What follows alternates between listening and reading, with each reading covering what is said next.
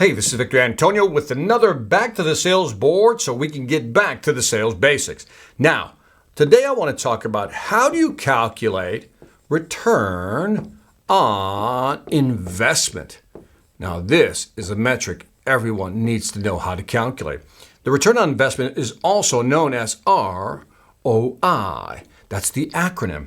Now, what's a return on investment? It's basically what it says it is. You made an investment, you expect a return on that investment. So let's say that you invested $1,000 into some product, service, or maybe even stock, right? You invested $1,000. And over a period of time, somebody sent you a check on that investment for $2,000. You're like, wow, that's great. I doubled my money. But how do you calculate the return on investment? It's very simple. You take the return, in this case $2,000, minus the initial investment, divide that by the same initial investment, multiply it by 100 to get a percentage, because it's usually expressed in terms of percentages.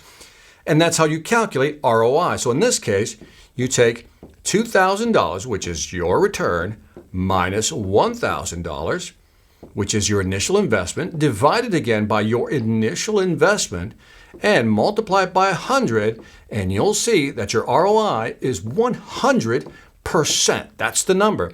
2,000 minus 1,000 in the numerator gives you 1,000. 1,000 divided by 1,000 in the denominator gives you 1, times 100 gives you a return on investment of 100.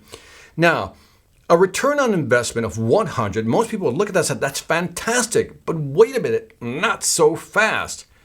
The return on investment has a weakness, and it's something that you have to contextualize with your client, and that is time.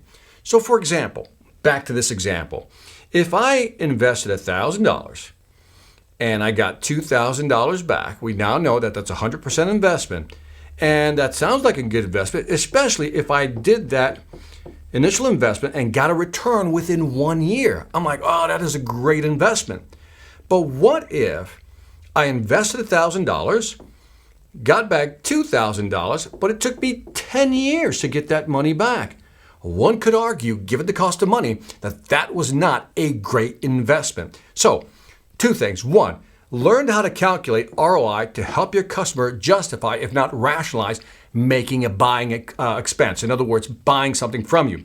But second, contextualize that within time. So when you calculate the return on investment, give them a window. Is it over a year period, 2-year period, 3-year period, whatever it may be? Customers want to know, how long will it take me to get my money back and make some money on that initial investment?